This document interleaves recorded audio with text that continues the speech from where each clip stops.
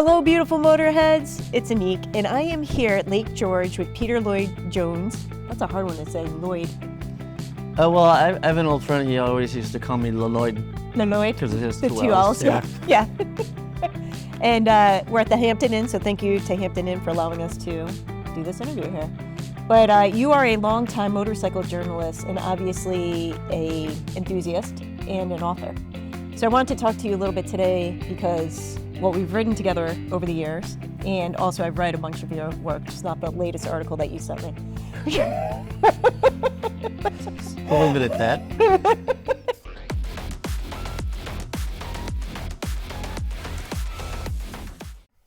Are you asking me, who the hell are you? Well, I wanted to, yes.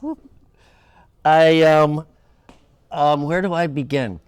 I didn't get a motorcycle. I wasn't a motorcyclist until I was like 23 years old. I was a late starter.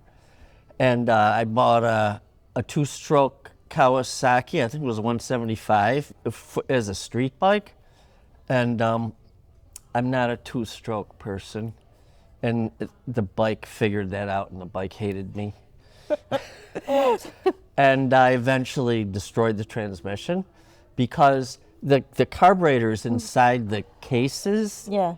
And the two-stroke, the lubricant for the piston, the crankshaft, is in the gasoline, right? Yeah, you did the two-part mix. Right. I had the injector, the 73 Kawasaki S1. That would have been much nicer. Yeah. Because the carburetor started leaking. Ooh. And it's inside the cases, which means it's leaking fuel into the combustion, into being sucked into the combustion chamber. Right. So the RPMs would go through the freaking roof, and I would hold the kill button in, and nothing would happen. It would just scream. So I would put it in gear and try to stall it, and that's how I destroyed the transmission. But you got hooked, despite that terrible experience. Yeah. Well, then I bought a 350 Honda for $50. And the previous owner said I was riding it, and it just stopped. And I'm like, I'll take it. And the cam chain had jumped and put the valves into the pistons. So I replaced the valves, and I didn't replace the cam chain. And it jumped again. I hadn't Did really... you have any prior mechanical knowledge to this? This much? Okay, so this is a great thing, I think, to learn like in your early 20s. Oh, absolutely, Just absolutely. be thrown to the wolves. Yes, and yes, you need, when there's a problem, you need to fix the problem, not just the things the problem caused. Right. Yeah, It's a good so life lesson. I didn't know how to do that yet. Yeah. And then I was eventually hired to be a foreign car mechanic, and you either sink or swim. And this is back when there were still some carbureted vehicles, and I worked at a small shop, so when a car would come in, I would get the work order and it would say doesn't start. The battery's dead, doesn't turn over, doesn't fire, no explanation. So there were no diagnostics. It wasn't like you plugged it in and it was each of us on our own. Yeah. So I learned a lot really quickly under a lot of pressure, and that was a great education. How did that segue into the moto journalism then? Well, I was a museum director for a number of years. Well, a total of 6 or 7 years. And about near the beginning of that, I went road racing. And I was in my early 30s, which is sort of a late start. And I didn't realize, in my innocence of going road racing, I thought, this will be fun. And I didn't realize that it totally takes over your life and makes you into a different person. And my mother passed away, and I was at a road race. And when my father passed away, I was at a road race. Oh my goodness. As a journalist at that time, yeah. And it's racing is it gets into your soul, and I'll tell you, the most fascinating thing about road racing is the closest experience to it that I ever had was stage acting. Because road racing and acting, you're concentrating so intensely on what you're doing, you're basically without ego. Your ego's not present. And you step outside of yourself in many ways. Mm-hmm. And like if you're injured and you have a pain, just get on the bike and start, and be in a race. You don't feel a thing, because you're way too busy. So it really suckered me into it. And then I really wanted to go endurance racing, so I started endurance racing as quickly as I could. And so which is good, because the number one thing you need to improve your racing is track time. Right, and you don't get it that much on a race weekend. No. Yeah, which people don't realize. Right. Yeah. So 6 hours. Yeah. You're really getting better. And a really fascinating thing that taught me is you don't go faster by trying to go faster. If you're trying to go faster, you're just going to crash.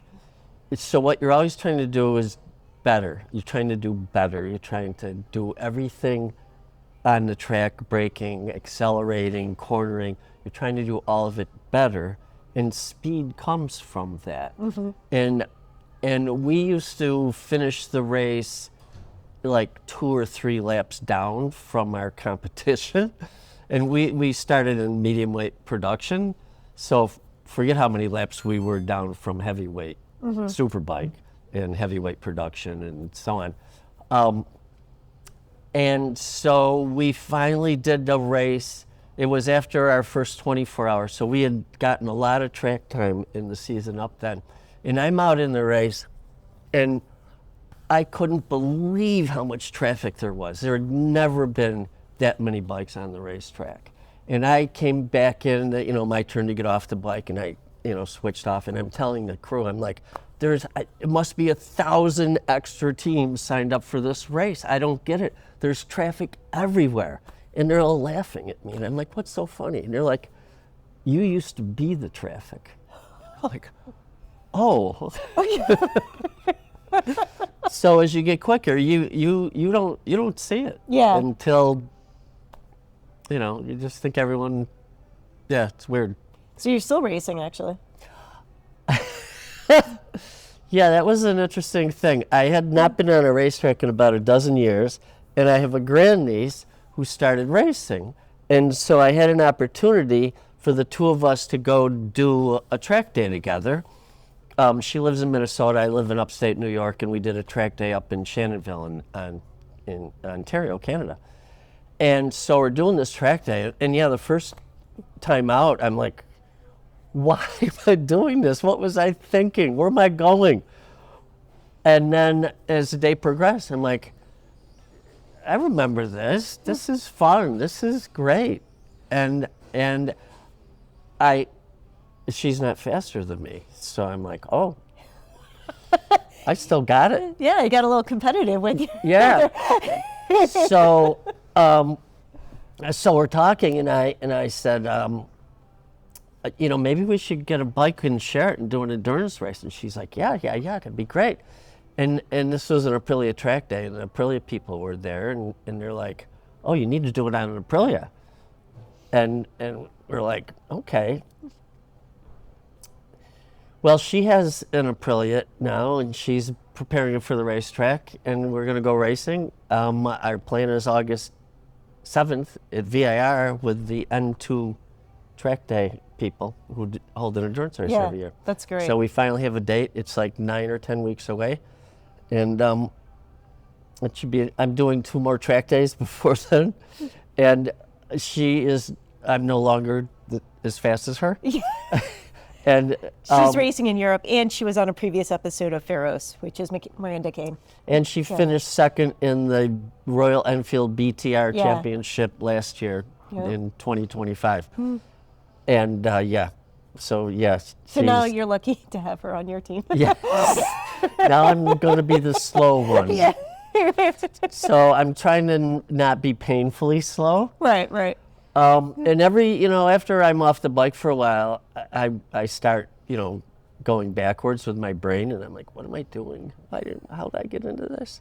You can't think about it And too at this much. point, I can't get out of it because we Yeah. have a bunch of companies supporting us, working with us. And so I have to do it, which I'm going to. And I'll tell you, every time I get back on track, I'm like, oh yeah, this is great. This is going to be wonderful. Yeah, This is yeah. exactly what I should be doing. And the whole point, I write for RoadRunner Magazine, and I told Florian, the editor, about this. And he's like, do it, and we will run the story. I wanna reach further out in what the stories we tell about motorcycling. And this is all about family and community and generations doing this together. And Florian Newhouser is the editor of a magazine that his mother and father created, RoadRunner. So he totally understands. He thinks it's a great story. So here we go. It's so great. And it is. I mean, what it's about also is, bringing us together. And so I've been able to spend more time with this niece. Except when I say she's my niece, she says, "No, you're not. No, I'm your grandniece." Just to stick it to you. I can't. It doesn't make sense in my brain. No, it doesn't. Also, when you're next to each other, it doesn't make sense either. Yeah, but Yeah. so I have to tell myself, yeah, my sister, your grandmother. So you write for RoadRunner now, but over the years, you've written for a lot of different magazines, such as.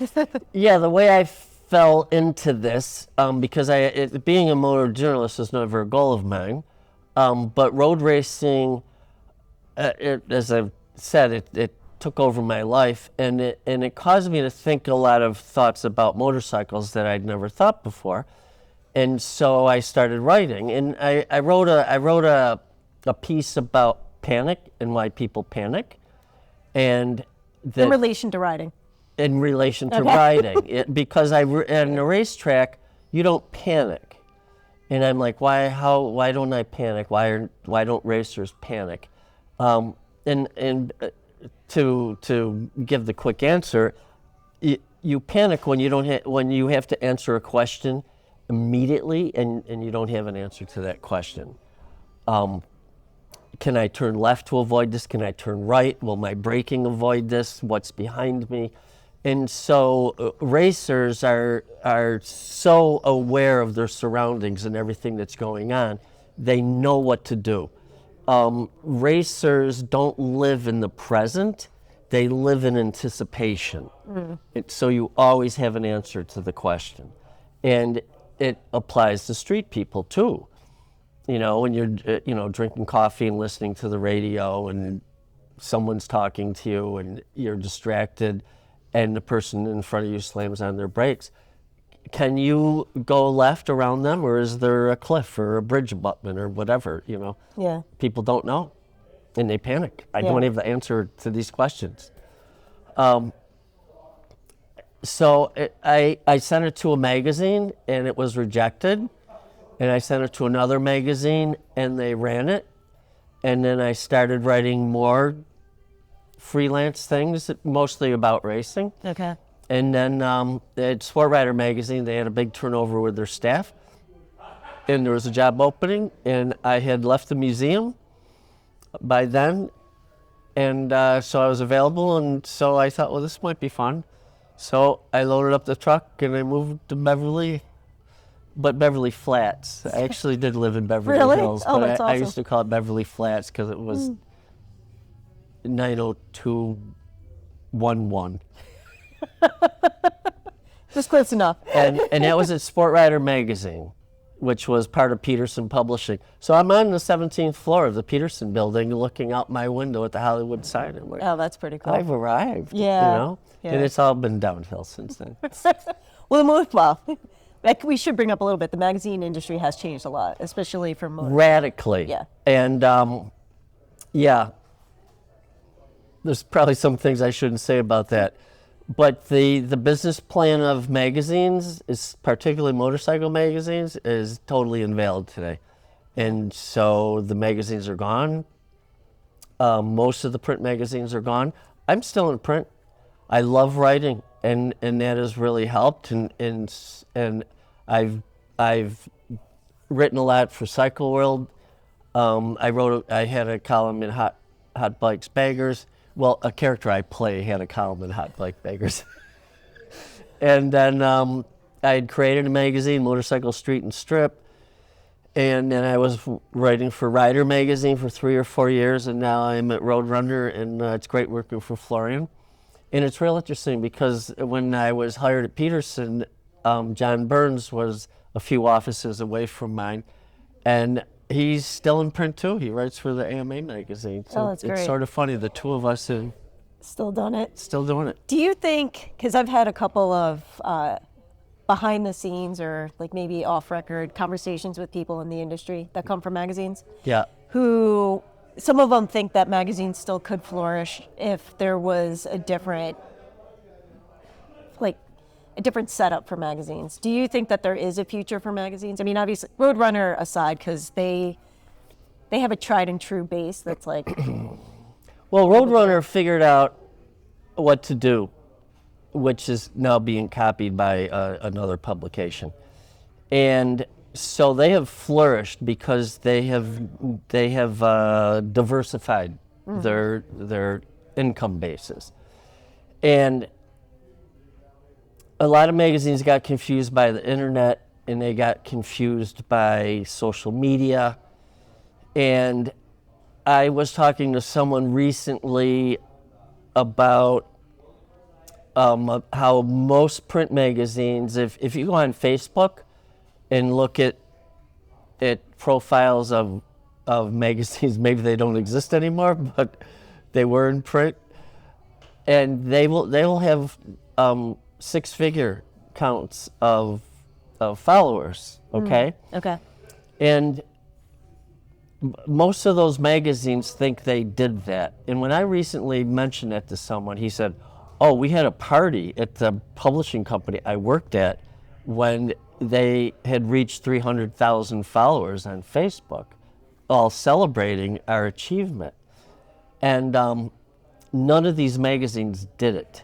Someone at Facebook was given the task of creating quality experiences for motorcyclists. So they went after publications who were posting interesting material so they could drive traffic. So that other people who buy ads, I want to buy an ad, I want it to just be in this one region, I want it to be only males, I want them to be in this age group, or I want females also, and you define exactly who you want to see it, and bang, that's exactly where your ad goes. And so with all these different publications that that they're making use of to drive traffic, if Facebook is not there to perform a social function for people, they're a data collecting company. Right. Well, and they sell ads. And they sell advertising from all that data. Yeah. And when we say advertising, and I think I want to clarify this because some people mistake that they think that's running just like a commercial, but actually what it means in the social media world is that you pay to get your post, whatever it's about, for visibility. So I want to clarify that a little bit, because you have to pay. It's all sort of different ways, yes. And so with all the magazines, like I talked to a couple back then, and they said, we sell ads, we don't buy ads.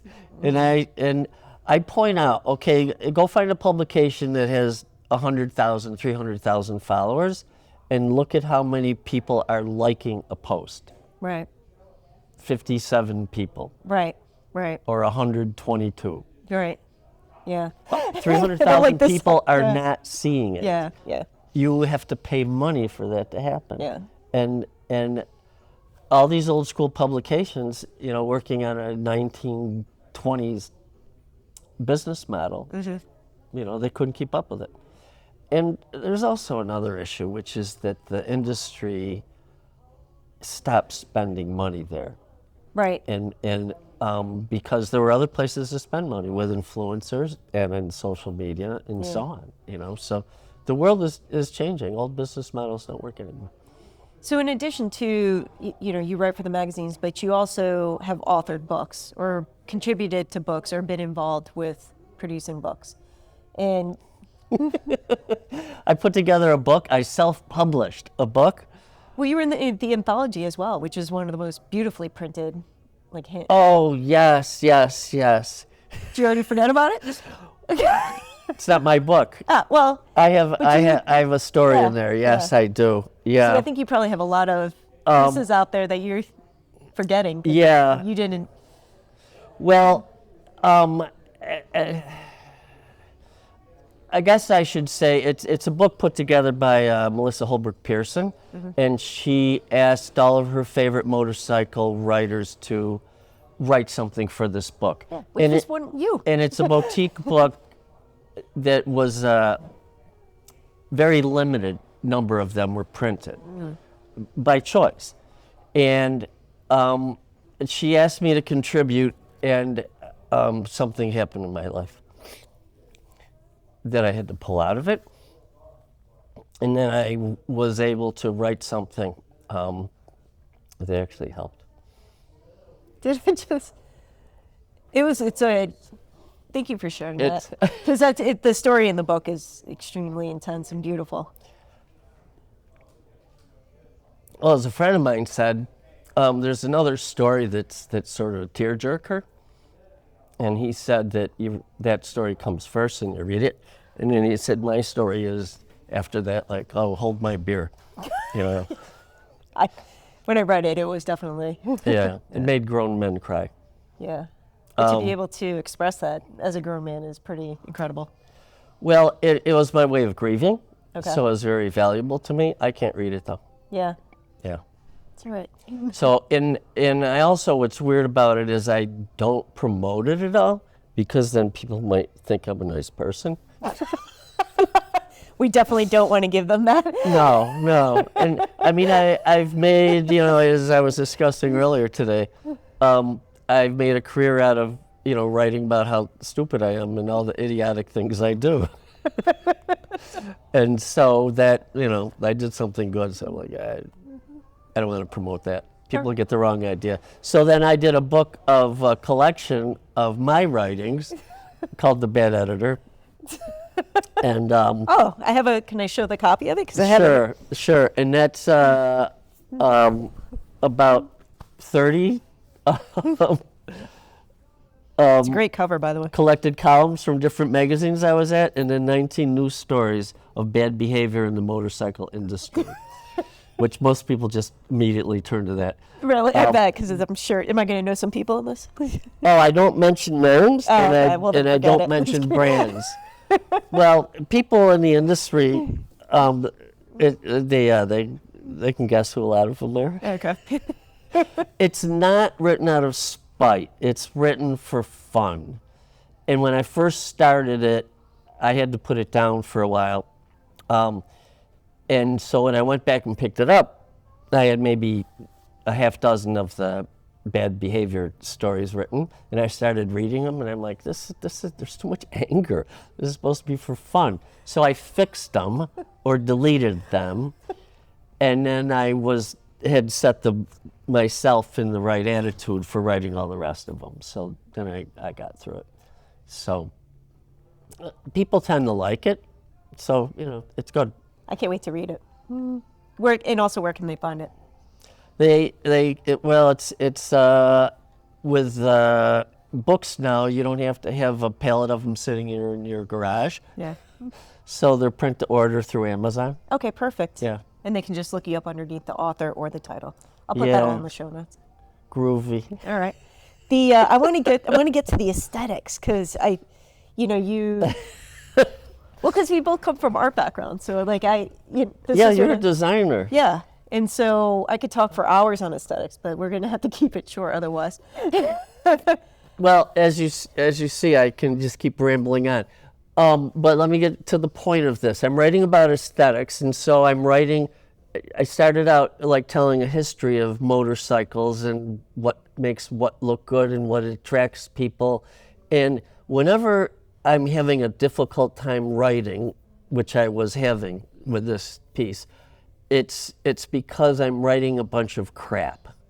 I'm writing stuff that I really don't care about or believe in, but sometimes it takes me a while to realize that. So when I finally realized that, I really, really struggled on this piece, and I threw away like at least 6,000 words to try to get to what I finished. And I only really talk about one motorcycle, visually, Okay. how it appealed to me. Okay. And then as far as the aesthetics go, I talk about motorcycles as identity, that for each of us, our motorcycle is part of who we are. And so it's really an ontological aesthetics, the nature of our being. And so it has to do with freedom and independence and sex and drugs and rock and roll. And I go through a bit of the history of those things, and like Hunter Thompson's book Hell's Angels, and Hunter Thompson was there when the Hell's Angels discovered LSD. He introduced them to Ken Kesey, who invited them to the ranch, and so that was the San Francisco Hell's Angels. Yeah. So it sort of mellowed them out for a little while. I didn't realize that was how the connection was. Like I've heard bits of the story in different contexts. And then Tom Wolfe wrote Electric Kool-Aid Acid Test, which is about Ken Kesey and his bus of merry pranksters. That's right. And then the LSD got down to Southern California and into Topanga Canyon, where all the music was coming from. And the Beatles had rented a house in LA, and Peter Fonda turned them on to, George and John. And there's a seismic shift in rock and roll in 1966, the pre-LSD rock and roll in the post. And that's what Sgt. Pepper's came out of. And Brian Wilson, that's when he created Good Vibrations. Okay. And all of that music changed. And then the new bands coming in, Jimi Hendrix, The Doors. The Doors got their name from The Doors of Perception by Aldous Huxley, which is about what it is like to do mescaline. And so it changed a lot of things. And the guys making all these biker films, like Glory Stompers and Wild Angels, starring Jack Nicholson and Peter Fonda and Dennis Hopper and Bruce Dern and his wife Diane Ladd, and then they went from there to making the movie The Trip. Jack Nicholson wrote the screenplay. Oh, really? I've actually never heard of that one. Peter Fonda stars in it. Okay. And then Easy Rider came out of that. Okay. So Easy Rider is basically an LSD film from beginning to end, not just the scenes where they're doing LSD, because LSD is, it makes you question the meaning of self and the nature of your being. And so they're on a search basically to find themselves. So I put all of that into the aesthetics of Now I really need to read it, because that also just went on a journey. And it was a lot of fun to write. Yeah. It was a lot of fun That's to cool. research, and it was a lot of fun to reveal a little more about myself. Now I definitely got to read it. So what's next? Oh, but I need to mention the book that it is going to be in is going to be titled Sublime Harmony. Oh, And it's all a collection of essays about motorcycle aesthetics. okay. Do you know when it's going to come out? No. Okay. I know it's being published by San Diego University Press. Okay. But these things take time. Yeah. So is it going to be in 6 months? Is it going to be in a year? Somewhere within that time frame. All right. When it releases, I'll add it to the show notes as well. Yeah. Okay. So what's next on the horizon?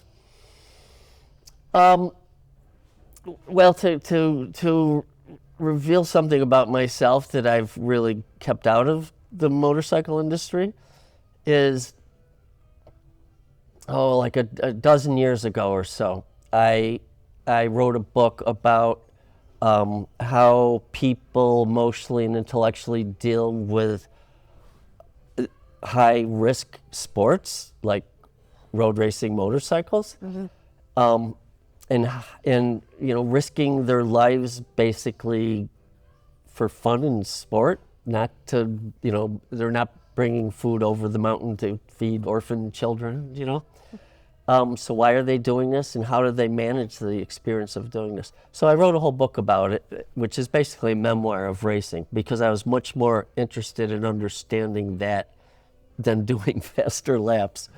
And so I needed someone to vet part of it, because I got into philosophy a bit.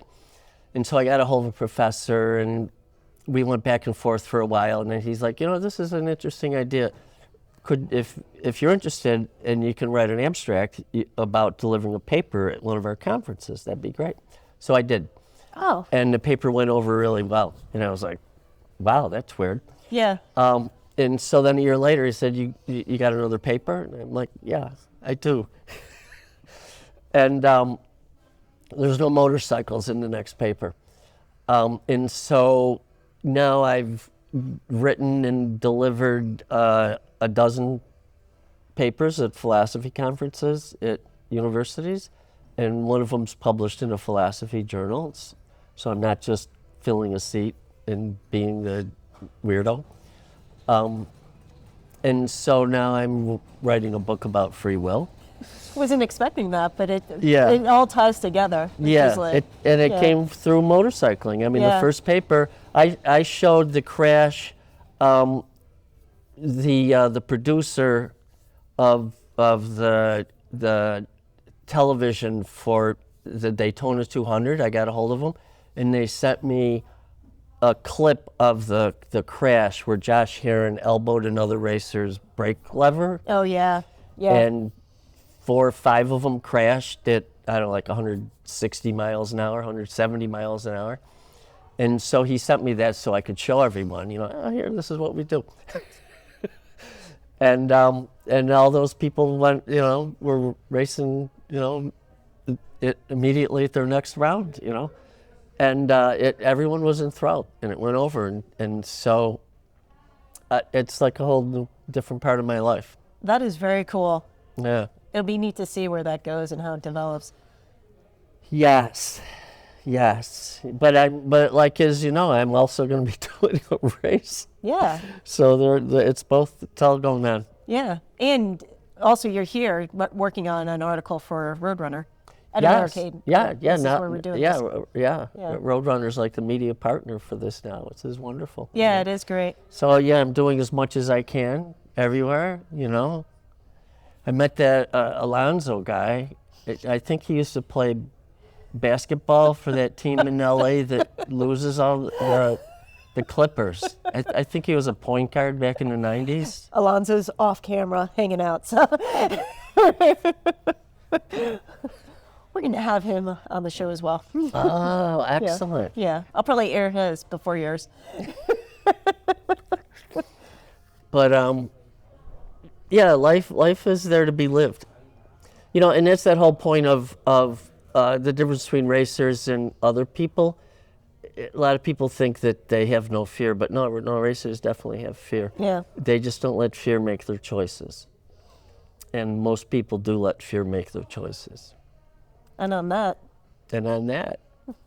thank you so much. Thank you very much. And to everyone else, ride smart. Ciao. Ciao.